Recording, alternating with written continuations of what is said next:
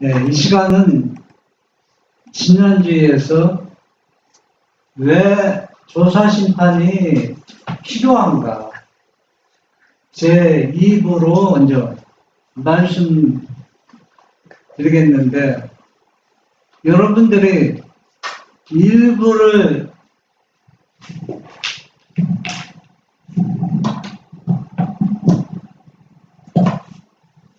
우리가 더 자세히 이해하면 2부에서는 이해하는데 우리가 소화하고 쉽게 믿음으로 받아들일 수가 있습니다. 이 조사심판하는 사람들이 꽤 그 부담을 느끼고 있어서 이 심판이 없이 예수만 믿으면 구원받지 않는가, 이런 생각을 모든 사람들이 거의 다 하기를 원하고 있으면 또 그렇게 생각하고 있는 사람도 많이 있습니다.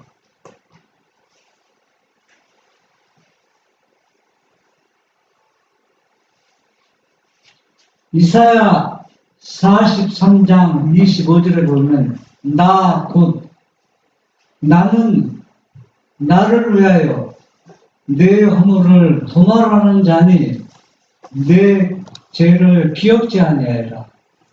여러분, 이 43장 25절 여러분이 읽으면서 이해가 됩니까? 이 말씀을 우리가 예수님의 속죄물하고 연관시켜서 봐야 됩니다. 우리를 위해서 죄를 도말하는 게 아닙니다. 누구를 위해서? 예수님 자신을 위해서, 나를 위해서 네 허물을, 네 죄를 완전히 도말하기를 원해서 네 죄가 영원히 기억되지 않기를 원한다는 겁니다. 누구를 위해서라고 했습니까? 예수님 자신을 위해서랍니다. 그러면 왜 예수님 자신을 위해서라면 이 속죄물 가운데는 무궁무진한 뭐가 있어요? 예수님의 사랑이 담겨져 있다는 얘기입니다. 죄를 용서하지 않고는 견딜 수가 없는 그런. 여러분, 여기 아기 엄마가 있는데 아기가, 내 자녀 어린 아기가 자꾸 잘못을 하면 그 엄마의 마음이 어때요? 엄마가 어때요? 기분이 자꾸 상하죠. 예수님은 더하다는 얘기입니다. 그러니까 너를 용서해 주는 건 끝나는 게 아니라 도말하는 것이 내가 나를 위해서는, 나 자신을 위해서. 그만큼 그분의 사랑을 우리가 피부로 느껴야 된다는 얘기입니다.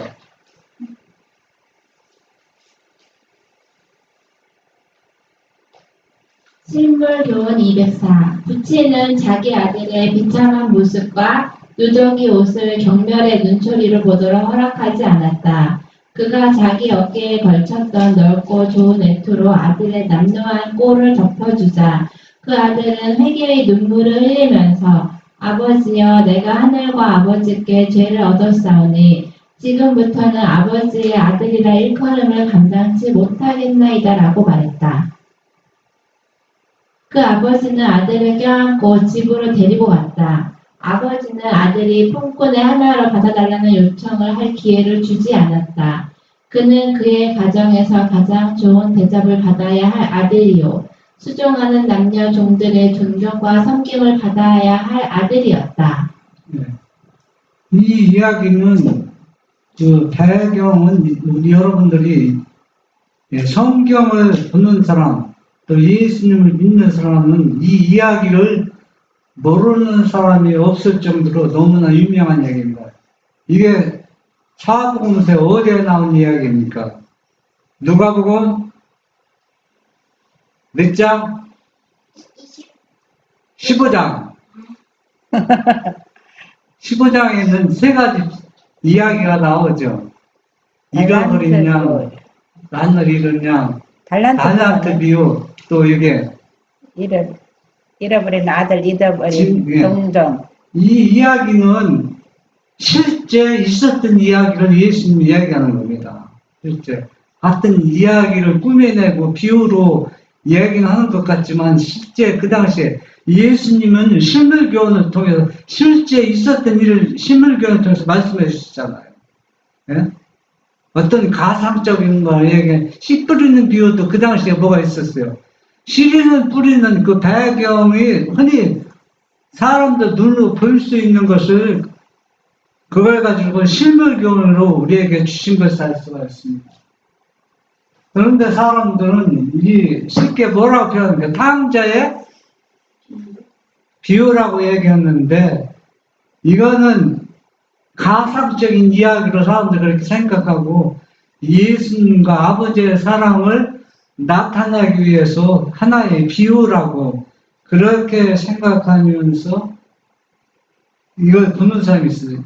그런 생각으로 보면은 실제 예수님이 이 얘기를 했을 때 예수님이 어떤 교훈을 주기 위해서 우리에게 이런 말씀하시는가 그 마음을 깊이 들어가기가 힘들다는 얘기입니다. 여기 보면은 한 아들이 있는데, 그렇죠? 아들이 있는데 그 아들, 그러니까 아들 형이 있고 이 동생이 있는데 이 동생이 어때요? 아버지의 마음을 아프게 하고 많은 돈을 가지고 집을 나가서 다 탕진하고 아버지는 나에게 뭡니까? 자유를 주지 않고 억압해서 아버지의 그 품성이 좋은 품성이라고 이해하지 못했기 때문에 그때 아버지의 품성을 그 사랑을 오해하고 집을 나갔다가 모든 가지고 간 돈을 다 낭비하고 다시 아버지 품으로 돌아오는 이야기를 하고 있는 것입니다. 그러면 다시 돌아왔을 때 이 아들은 어때? 작은 아들은 이제는 뭡니까? 내가 아버지의 아들이라는 것은 감당치 못하고 하나의 종으로서 이 아들이 나가서 얼마나 배가 고프고 다 알잖아 그 과정을. 그러니까 그런 과정을 거쳤기 때문에 이제는 자기가 아버지 집으로 와서 아들이라는 이름을 대접받는 것은 너무나도 뭡니까? 창피하다 있을 수 없는 일. 그만큼 뭐를 지었다는 얘기예요. 크나큰 죄를 지었다는 얘기입니다. 이제 그런 심정으로 지금 돌아왔습니다.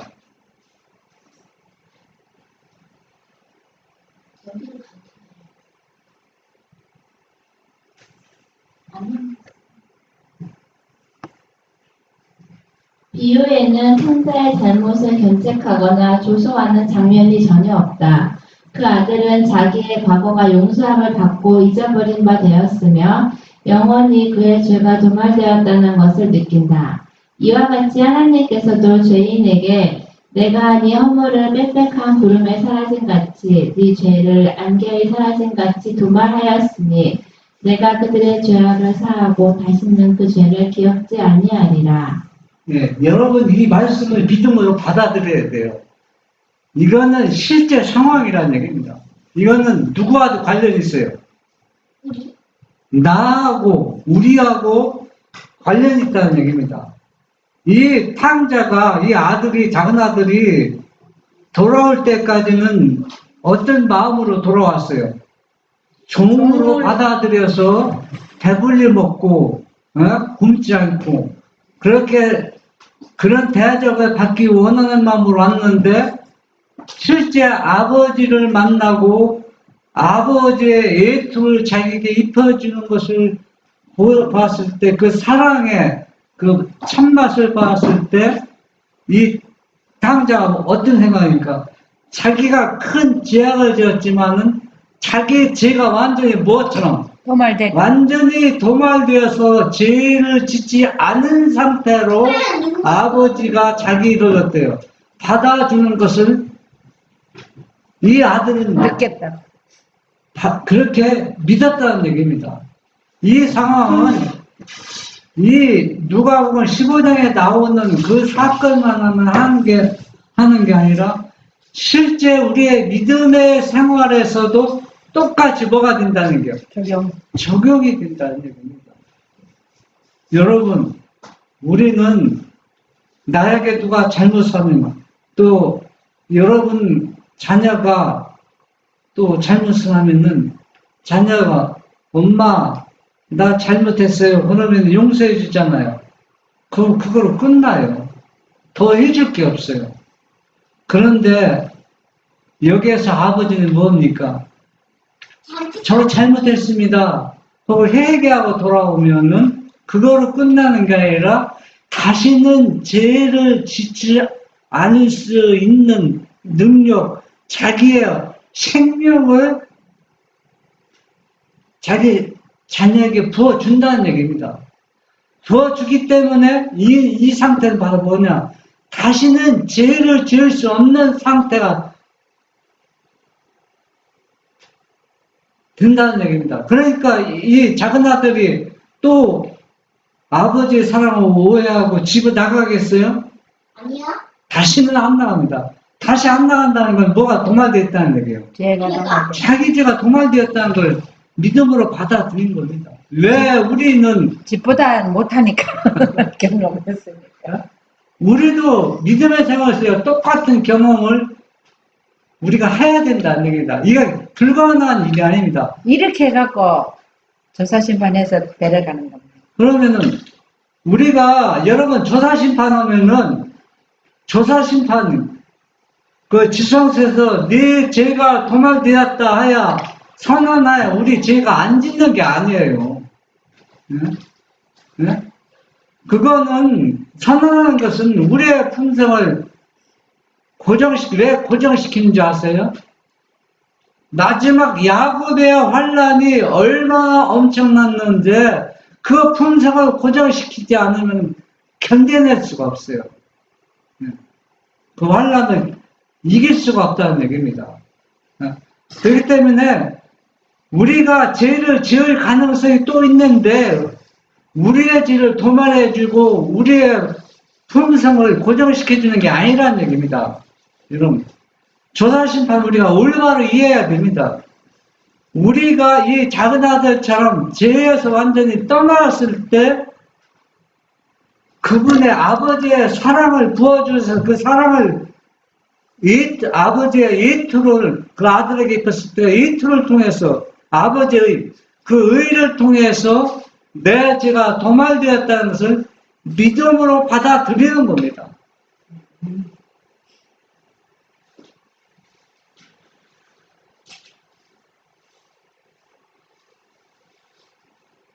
악인은 그 길을 불의한 자는 그 생각을 버리고 여호와께로 돌아오라. 그리하면 그가 긍휼히 여기시리라. 우리 하나님께로 나아오라. 그가 널리 용서하시리라. 나 여호와가 말하노라. 그날 그때에는 이스라엘의 죄악을 찾을지라도 없겠고 유다의 죄를 찾을지라도 발견치 못하리니 라고 하신다. 예. 이 도말은 죄 용서는 구약 시대도 있었어요. 예? 조사심판 때만 있는 게 아니라는 얘기입니다. 이 얘기 보면 내 죄를 어떻게 해요? 아무리 찾을지라도 찾을 수 있다 없다? 없다. 없다. 완전히 도말시킨다는 얘기입니다. 완전히 용서해 준다는 얘기입니다. 용서. 그런데 우리가 이 용서를 올바로 인식하지 못하고 있다는 얘기입니다. 이걸 올바로 인식해야만 뭐를? 셋째 천사의 기별을 올바로 이해하고 믿음으로 말미암아 이를 올바로 이해할 수 있다는 얘기입니다.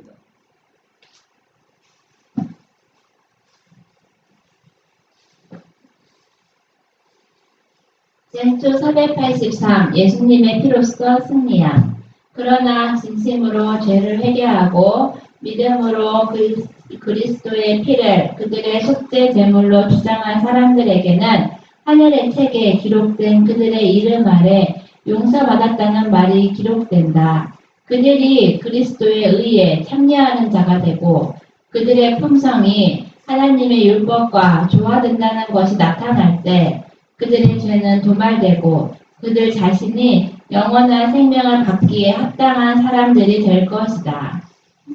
여러분들은 그 예수님의 침례 요한이 요한복음 1장 29절에 보면은 침례 요한에 아주 유명한 말씀이 있었죠. 뭐라 했었어요. 세상 죄를 지고 가는 하나님의 어린 네. 양이로다. 세상 죄를 지고 가는 하나님의 어린 양이로다. 우리가 이 이야기를 올바로 인식해야 됩니다. 예수님의 어린 양 대신 십자가에 흘린 피는 완전한 속죄물입니다. 완전한 속죄물. 우리의 죄를 완전히 용서해주고 또 다음에 죄를 짓지 않을 수 있도록 넘치는 은혜를 주시겠다는 약속입니다. 그런데 이걸 우리가 믿음으로 받아들이지 않기 때문에 우리는 계속 죄의 도마를 받지 못하고 계속 반복해서 죄 짓고 또 죄 짓고 회개하고 죄 짓고 회개하고 그러면 언제 우리가 죄에서 완전히 죄에서 언제 떠나는 상태가 됩니까? 예수님 재림할 때 떠납니까? 그건 불가능한 일이다.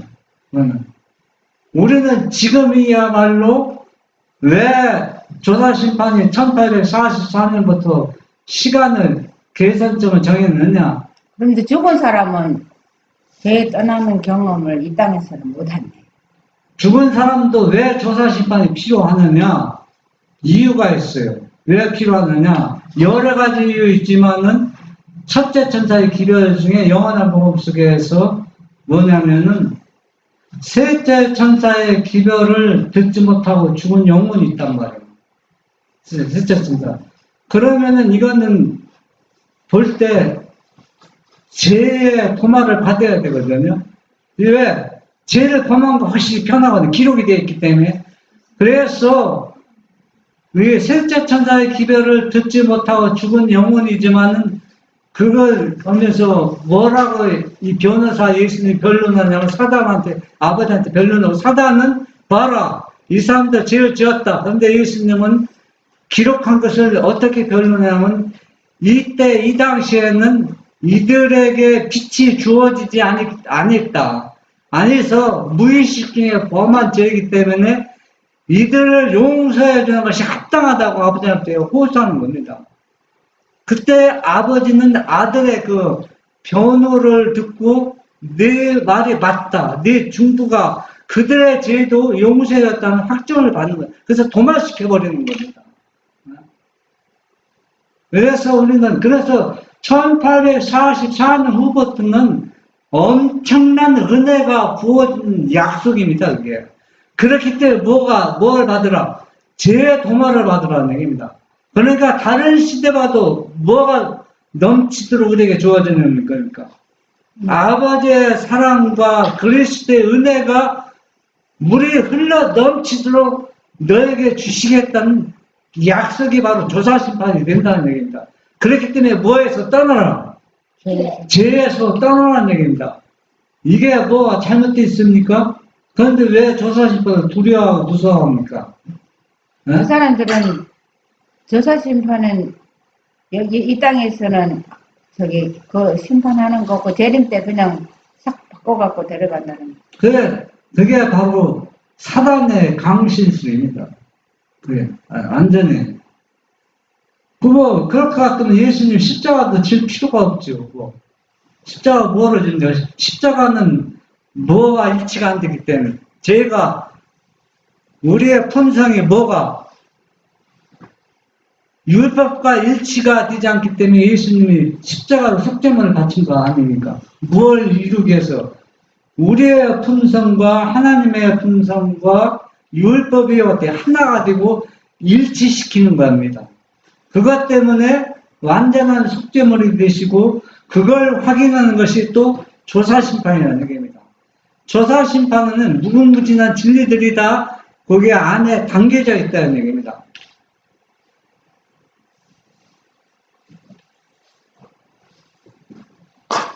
예수님께서 당신의 은혜의 백성들을 위하여 간구하고 계시는 동안 사단은 그들을 범죄자로 하나님 앞에 고소한다.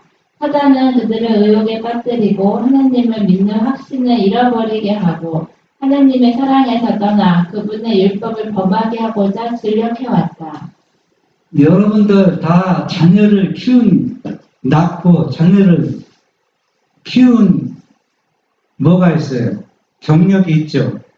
그런데 자녀가 잘못했을 때 그 자녀를 어떻게 합니까?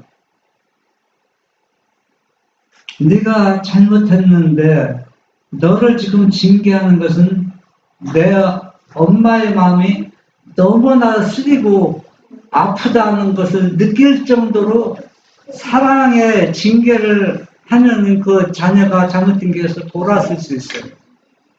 그런데 그렇지 않을 때는 안 돌아선다는 얘기예요. 바로 뭐냐? 예수님의 은혜는 어떠한 죄라도 포용할 수 있는 넉넉한 은혜가 주어진다고 약속했습니다. 그래서 지금 이 은혜를 줄 테니까 너는 어디에서 나를 떠났지만 다시 누구한테 오라? 나에게로 돌아오라고 지금 뭡니까? 율법을 통해서 우리에게 지금 말해주고 있는 겁니다. 율법은 하나의 죄만, 어떤 우리의 잘못만 견책하는 것이 아니라 무엇을 드러내는 겁니까? 예수님의 넘치는 은혜를 드러내고 있다는 얘기입니다.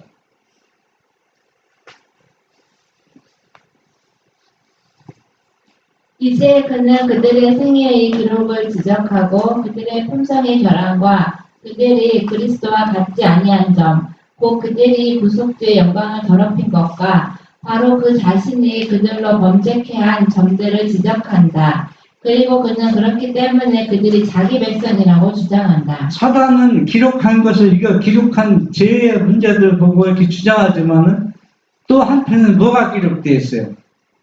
탕자가 집에 돌아올 때 어떤 심정으로 들어왔어요? 아버지의 예투를 자기가 입히는 것은 너의 모든 죄를 어떻게 하겠다? 완전히 도말시키겠다는 그러한 것을 이 탕자가 그걸 믿음으로 받아들이고 다시는 죄를 짓지 않은 것처럼 예수님은 그렇게 이제 아버지한테 호소하고 있는 겁니다. 이들은 이렇게 죄를 지었지만은 내 손바닥에 이들의 이름이 기록되어 있습니다. 이들이 모든 죄를 얘기하고 나에게 아버지께 다시 돌아온 것을 기록한 것을 보이면서 이들은 사단의 백성이 아니라 누구의 자녀예요? 아버지의 자녀라고 지금 얘기하고 있는 것입니다.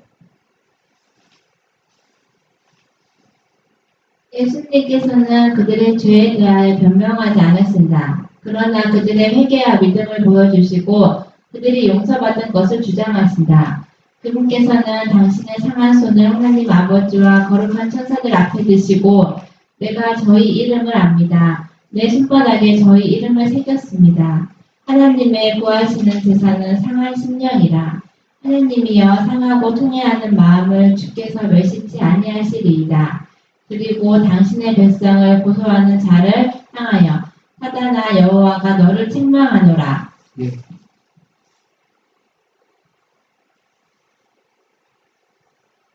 예루살렘은 택한 여호와가 너를 책망하노라. 이는 불에서 꺼낸 그슬린 나무가 아니냐고 말씀하신다. 그리스도께서는 당신의 아버지께 충성된 백성들을 티나 주름 잡힌 것이나 이런 것들이 없는 영광스러운 교회로 나타내기 위하여 당신의 의의 옷을 입히실 것이다. 그들의 이름은 생명책에 기록되어 있다.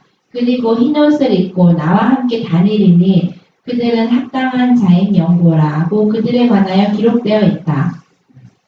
예수님이 이렇게 아버지 앞에 호소할 때 자기 손바닥에 우리의 이름이 새기고 우리가 회개한 모든 죄를 용서받았다는 그런 것들을 보였을 때 사단이 할 말이 있습니까?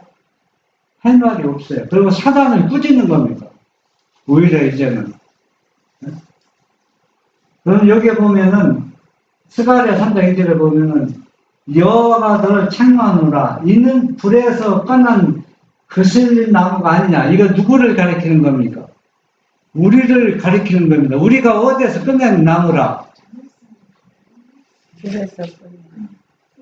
불에서 꺼낸 그슬린 나무가 아니라, 여러분, 불에서 그슬린 나무 봤어요? 볼품 없죠. 볼품 없죠. 이건 두 가지를 상징할 수 있어요. 볼품 없는 우리 죄인의 모습을 상징하고, 또 완전히 우리의 죄를 불에 태워서 찌꺼기를 다 태우고 완전히 우리의 본 모습, 그신나무차 볼품 없지만 누구의 은혜로 가득 채우는 거예요. 예수님의 은혜로 가득 채워주는 것, 그렇게 상징할 수가 있습니다.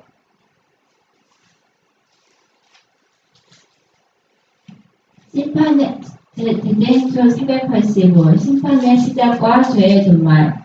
조사 심판과 죄의 도말은 주님의 재림보다 먼저 이루어져야 한다. 죽은 자들은 책들에 기록된 대로 심판을 받아야 하므로 그들의 사건이 신비되는 조사 심판이 마치기 전에는 그들의 죄가 도말될 수 없다.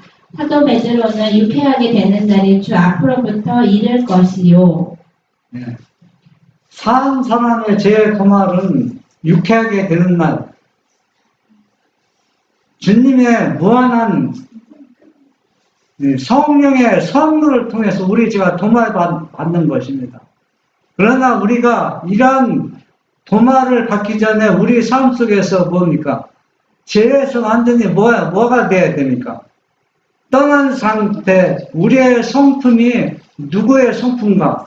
예수님 성품을 완전히 닮은 상태가 되는 자에게 뭐가 도말됩니까? 죄가 도말되었다고 딱 그 기록책에서 지워버리는 겁니다. 용서받았다는 건 기록이 됐지만은 다시 죄를 짓지 않는다는 보장이 없잖아요. 그렇기 때문에 다시는 이 사람은 죄를 짓지 않습니다. 그렇기 때문에 어때요? 용서받았다는 기록을 다 지워버리는 겁니다. 우리의 죄를 없애는 게 아니라, 왜? 죄를 지었는데 용서받았다는 기록이 있으면 그 다음에 또 뭐가 또 죄를 지을 가능성이 있다는 얘기입니다. 그러니까 완전히 도말을 시켜버리는 겁니다. 도말시켜보면 이 사람이 어때요? 죄를 다시 지을 수 있어요, 없어요? 죄를 지을 수 없습니다. 완전히 죄에서 떠난 상태를 얘기하고 있습니다. 이 일이 언제 있어야 된다? 예수님의 재림 전에 먼저 있어야 된다. 그러면 그 시기가 언제입니까? 바로 오늘날 우리가 살고 있는 이 시대라는 얘기입니다. 그런데 우리는 지금 어떤 상태입니까? 여러분, 이 조사 심판이라는 것을 생각하면서 우리 자신을 한번 살펴봐야 돼요.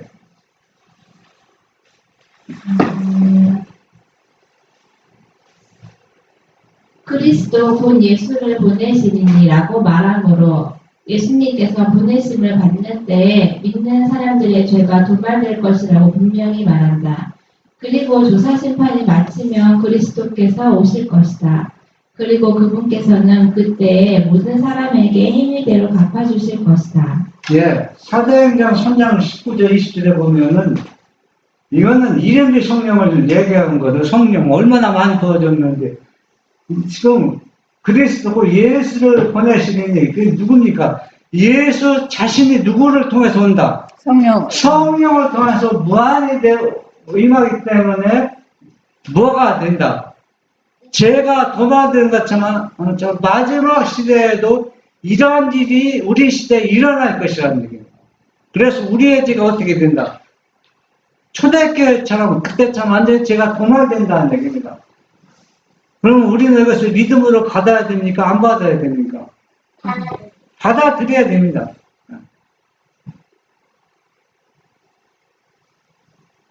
심판을 위하여 정해진 때 곧 2300주야가 마치는 1844년에 조사 심판과 죄를 도말하는 사업이 시작되었다. 그리스도의 이름을 불러온 모든 사람들은 다 이 엄숙한 심사를 거쳐야 한다. 산 자들과 죽은 자들이 다 같이 자기 행위를 따라 책들에 기록된 대로 심판을 받아야 한다. 회개하지 않고 버리지 않은 죄는 용서를 받지 못하고 기록한 책들에서 도말되지 않을 것이다. 그러나 그것은 하나님의 큰 날에 그 죄인에게 불리한 증거를 하게 될 것이다. 네. 여러분, 만약에 조사 심판이 없다고 생각하면은 여러분 이 기록책에 뭐가 기록되어 있어요? 우리 이름 봉활되지 않은 것이 기록되어 있습니다.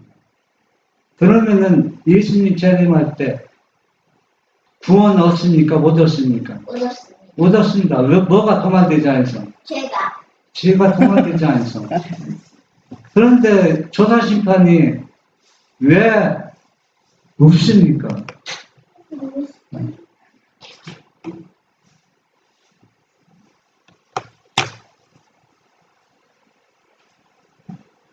엄숙한 대심판. 영원한 세월이 흘러가는 동안 날마다 하늘의 책들에 기록의 양이 늘어나고 있다는 사실을 생각하면 얼마나 엄숙한 일인가.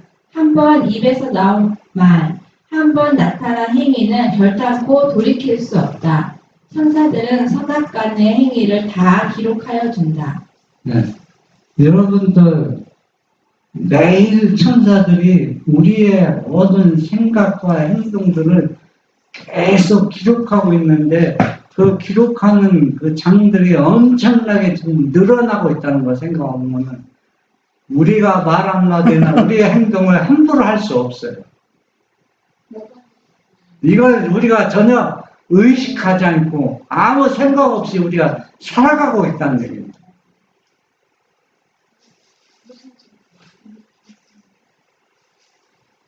예술가의 광택된 감광판에 얼굴의 모양이 틀림없이 그대로 나타나는 것처럼 사람의 품성도 하늘의 모든 기록에 충실하게 묘사된다. 그럼에도 불구하고 하늘의 거룩한 존재들에게 보여지지 않을 수 없는 그 기록에 대하여 염려하는 일이 얼마나 드문가. 네. 우리의 품성은 여러분 거울 보면 여러분 모습을 볼 수 있잖아요. 그런데 뭐는 보지 못해요.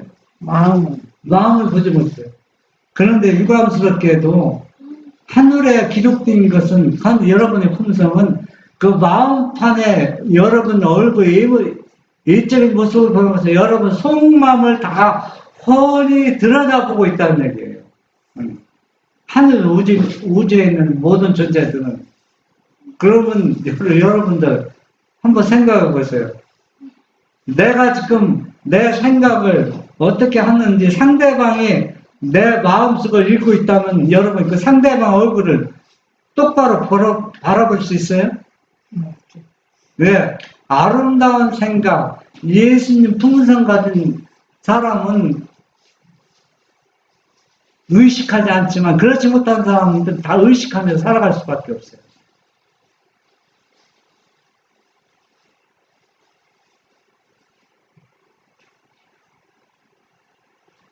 만일 보이는 세계와 보이지 않는 세계를 구분해 놓은 휘장을 제거해 버림으로 사람들이 심판날에 다시 목격하게 될 모든 말과 행동을 기록하고 있는 천사를 볼 수 있다면 참으로 많은 사람들이 날마다 하는 말을 그치고 많은 행동을 하지 않게 될 것이다. 네. 이 사실이 실제 상황으로 받아들이면은 우리의 행동과 생각과 말들이 어때요? 얼마나 조심스럽게 할까요? 우리 그렇게 삽시다.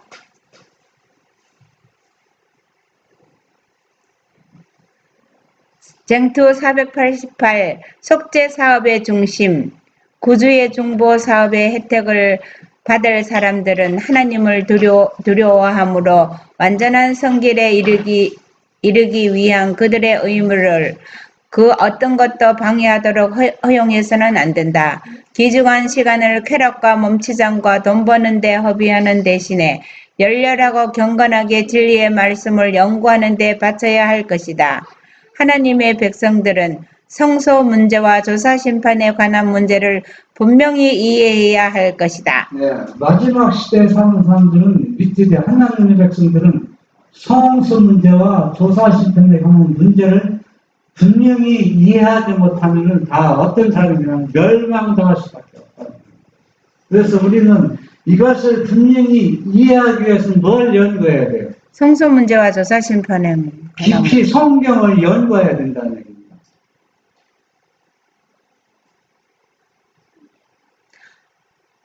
정투 488 그들은 그들의 크신 대제사장의 위치와 사업에 대하여 그들 스스로 알아야 한다. 그렇지 못하면 그들은 이 시대에 필요한 신앙을 활용하거나 하나님께서 그들에게 차지하기를 바라시는 그 위치를 채우지 못하게 될 것이다. 각 사람은 영혼을 구원하든지 잃어버리든지 할 것이다. 각 사람은 하나님의 법정에 계류되어 있는 소송 사건이 있다. 네. 이 얘기는 무슨 얘기냐면은 우리가 지금 지성수에서 조사할 심판을 하고 있는데 지금 현재 어떤 위치에 놓여 있는지 자기의 현재 위치를 분명히 뭘 해야 된다? 알아야 된다. 알아야 된다는 얘기입니다. 그 알아야 된다는 얘기는 지금 예수님께서 계속 중보사하는데 계속 무한정하는 것이 아니라 이제는 중보 조사 심판을 끝내고 지성수에 나올 시기가 되면은 내 위치는 이제 끝나가 버리는 겁니다. 그렇기 때문에 이분이 지성수에서 나오기 전에 자기 자신이 어떤 위치에 있는지 그걸 알고 뭡니까? 죄의 도마를 받으라는 얘기입니다.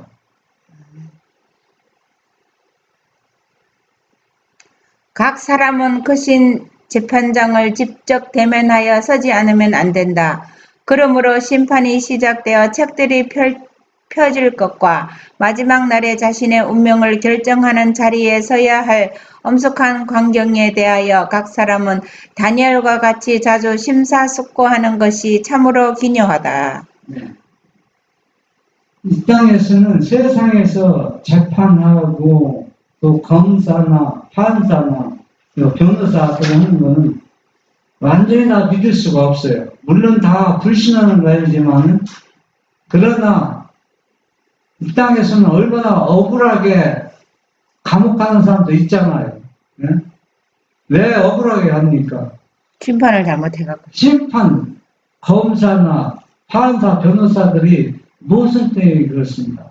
실수한다는 것도 고의적으로 하든지 또 실수하든지 또 어떻든 간에 올바르게 하지 못하는데 이 하늘에서 이루어진 이 심판은 실수나 모순이나 잘못된 것이 하나도 없습니다. 완전히 율법을 통해서 원리 원칙을 통해서 하기 때문에 우리는 변명할 여지가 하나도 없습니다.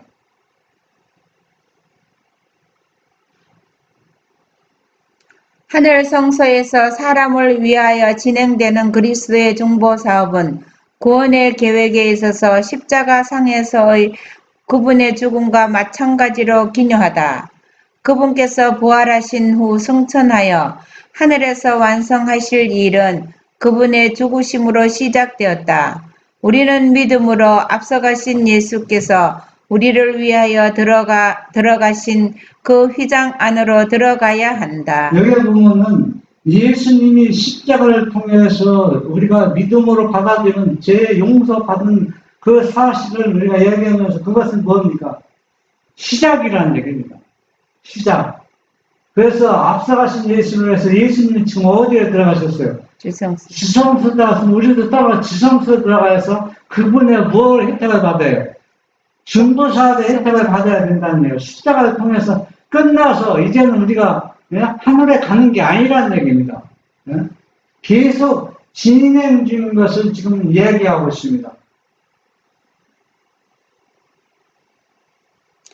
거기는 갈바리의 십자가에서 나온 빛이 비치고 있다. 우리는 거기서 구속의 오멸을 더욱 밝히 살펴볼 수 있다. 인류의 구원은 하늘에서 무한한 값을 치르고 완성된다. 거기에 치루어지는 희생은 하나님의 율법을 범한 데 대한 최대한의 요구에 해당되는 것이다. 그분께 나가는 모든 사람의 진정한 소망도 그분의 중보를 통하여 하나님 앞에 상달될 수 있다. 네. 여기에서 우리의 사람들은 어떻게 이해하고 있느냐면 지금 거의 다 이렇게 했냐면 왜 십자가를 통해서 우리가 구원받았고 용서받았기 때문에 우리는 예수만 잘 믿으면 구원받는다는 건 어떤 원리에서 그 이야기를 하느냐면 이런 원리에서 대부분 그렇게 이해하고 있습니다. 우리가 예수님이 십자가가 우리의 죄를 다 용서해 주었습니다. 용서해 주었지만은 그러나 무언은 모르겠어요. 그러니까 그러면서 선지자가 뭐라고 했냐면 너희가 최대한 노력을 하고서 부족한 것은 예수님이 채워준다는 얘기가 있습니다. 그 얘기는 바로 뭐냐? 우리가 예수님이 십자가를 통해서 우리의 죄가 다 용서받았지만은 지금 조사심판 중보사업을 통해서 다시 죄를 짓지 않을 수 있는 무엇을 보장해 준다는 얘기입니까? 은혜를 계속 채워주겠다는 그 약속이지, 우리가 부족한 거, 죄 지은 상태에서 그걸 다 용서해주고 우리를 구원해주겠다는 약속이 절대 아니라는 얘기입니다. 우리가 용서받은 것은 다음에 죄를 지을 수 있는, 짓지 않을 수 있는 무엇을 약속하는 겁니까? 은혜를 주시는 것을 약속하는 것이지, 그걸 채워주겠다는, 계속 채워주겠다는 약속이지, 예? 우리의 죄를 덮어준다는 약속이 아니라는 얘기입니다.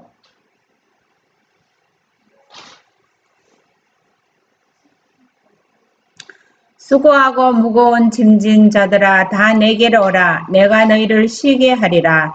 나는 마음이 온유하고 겸손하니 나의 멍에를 메고 내게 배우라. 그러면 너희 마음이 쉼을 얻으리니 이는 내 멍에는 쉽고 내 짐은 가벼움이라. 그러므로 아무도 자기의 결점을 고칠 수 없다고 생각해서는 안 된다. 하나님께서는 그것들을 이길 믿음과 은혜를 주신다. 여러분들의 구원을 받기가 어렵게 생각하는 것은 첫째 천사의 기별을 올바로 이해하지 못해서 그래요. 첫째 천사의 기별을 올바로 이해할 것 같으면은 구원받기가 그렇게 어렵게 생각하지 않고 감사하게 여기고, 내가 죄를 지어도 얼마나 내가 큰 잘못을 했는데 내 죄 때문에 그분의 십자가에 돌아가게 했다는 것을 큰 죄를 뉘우치고 그분께 돌아오는데, 그래서 첫째 천사의 기별 핵심이 뭡니까? 그분이 속죄물 어린 양 대신 그 귀한 아버지의 아들이신 그분이 나 때문에 십자가에 돌아가신 그 사랑을 내가 실제로 경험해서 체험하지 못하면은 모든 것이 다 부담스럽고 자기 의의를 자꾸 드러내기 때문에 신앙생활도 힘든 겁니다. 그래서 집 나갔던 탕자가 아버지께서 자기 아버지의 이투를 벗어서 아들에게 입혀준 것처럼, 아버지의 의의를 아들에게 준 것처럼 우리가 예수님의 의의 이투를 우리가 그분으로부터 받아 입어야 내 죄가 완전히 도말되었다는 것을 믿음으로 받아들일 수 있다는 얘기입니다. 그것이 바로 뭐냐? 우리가 첫째 천사의 기별을 깊이 연구하면은 우리의 믿음이 더 자라고 우리의 품성이 계속 예수님을 닮아갈 수가 있습니다.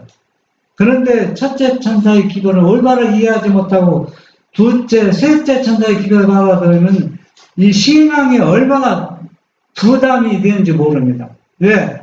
자기의 의로 모든 것을 해결하기 때문에 그렇습니다.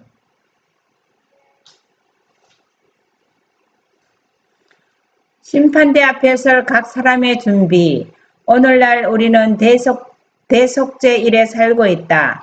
표상적 의식에서 대제사장이 이스라엘 백성을 위하여 속죄의 봉사를 하는 동안 모든 사람은 다 하나님 앞에 죄를 회개하고 겸손한 태도로서 그들의 심령을 괴롭게 해야 한다. 그렇게 하지 아니하는 자는 백성 중에서 끊어질 것이었다. 여러분, 구약 시대를 우리가 올바로 이해해야 신약 시대에 지금 지성스에 행해지고 있는 이 속죄 사업을 우리가 깊이 우리가 경험으로 체험하게 됩니다. 구약 시대 지성스에 들어가는 사람이 어떻게 했어요?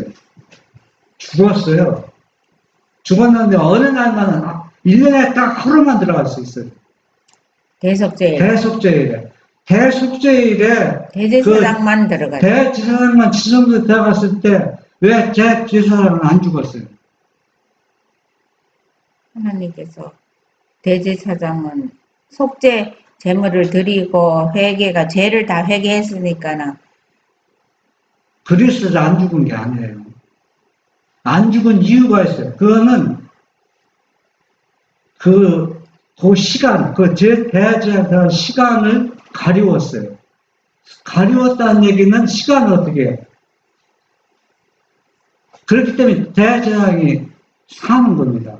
여러분, 가리웠다는 얘기는 그 죄는 거기에 들어가면 죽어요. 무조건. 죄 회개하고 용서하는 그런 차 안에 안 죽고 죽는 게 아니라 하나님의 그 시간을 가리워서 이 대제사장이 죄인입니까? 죄인이 아닙니까? 죄인입니다. 그래서 안 죽었다는 얘기입니다. 그건 은혜라는 얘기입니다. 특별한 은혜라는 얘기고, 그 순간은. 그렇기 때문에 여기서 우리가 대속죄에 살고 있다는 얘기는 그 특별한 은혜를 우리를 가리우고 있기 때문에 우리가 지금 어떻게 안 죽고 산다는 얘기예요. 그러니까 우리가 뭘 합니까? 그 은혜를 받아서 누구의 의를 입어야 돼요? 그분의 예수님이 주시는 의를 입어야 된다는 얘기입니다. 그러니까 이 대속죄에는 무한한 뭘 줘요? 그분의 의를 우리에게 주고 있다는 얘기입니다.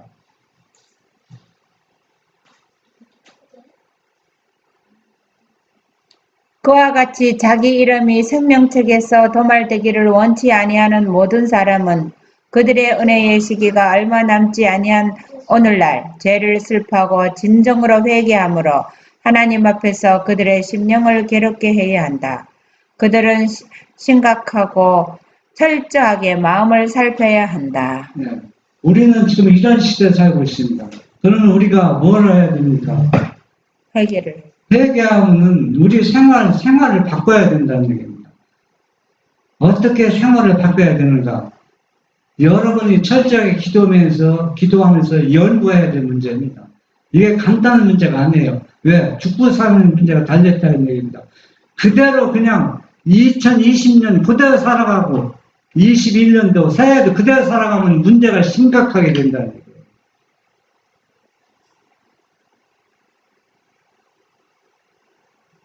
그리스도인이라고 공언하는 너무도 많은 사람들이 가지고 있는 보호하고 경박한 정신은 반드시 버려져야 한다. 지배권을 장악하고자 일어나는 악한 경향들을 이기고자 하는 모든 사람 앞에는 반드시 격렬한 투쟁이 있다. 준비하는 일은 개인적으로 할 일이다. 네. 자아가 왜 자꾸 꿈틀거리니까 상대방이 나를 조금만 건드면 내가 너보다 낫다, 높다. 원리는 그겁니다. 네? 원리는. 그런데 예수님은 다 모든 걸 포기하고 십자가에 희생제물이 되었습니다. 여러분, 이 속죄는 지성소에서 우리가 그걸 올바로 인식하고 받아들여야 됩니다. 왜 지성소에 따라 들어갑니까? 그걸 배우기 위해서 따라 들어가는 겁니다. 조사심판의 사업이 마치게 되면 모든 사람의 운명은 생사간에 결정될 것이다. 은혜의 시기는 그리스도께서 하늘 구름을 타고 재림하시기 조금 전에 맞춰진다. 그리스도께서는 그때의 일을 미리 내다보시고 요한계시록에서 다음과 같이 말씀하신다. 불의를 하는 자는 그대로 불의를 하고 더러운 자는 그대로 더럽고 의로운 자는 그대로 의를 행하고 거룩한 자는 그대로 거룩되게 하라. 보라, 내가 속히 오리니 내가 줄 상이 내게 있어 각 사람에게 그의 일한 대로 갚아주리라. 네, 우리의 지가 도말된 사람에게는 예수님께서 지성소에 나올 때 뭘 선언합니까? 의로운 자는 의롭고 거룩하면 거룩하고 또 불의한 자는 그대로 그대. 그건 뭐가 도말되지 않았어요? 죄가 도말되지. 죄가 도말되지 않았습니다. 우리는 이러한 시대에 살고 있습니다. 그러면 우리는 지금 우리 자신을 어떻게 해야 할까? 여러분들이 고민하면서 이 안식일에 깊이 생각하는 우리 모두가 되기를 바랍니다.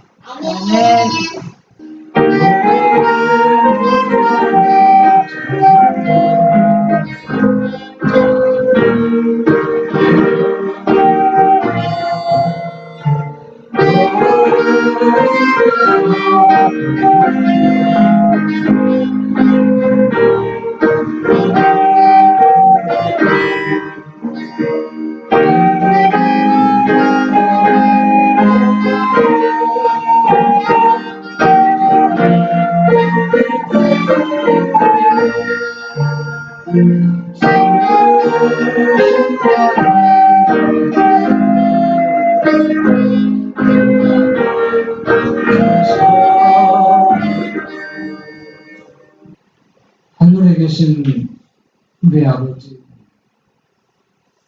이 시간 여기에 생명한 주님의 사랑하는 자녀들, 주님께서 우리의 모든 죄를 도말하겠다고 약속하셨습니다.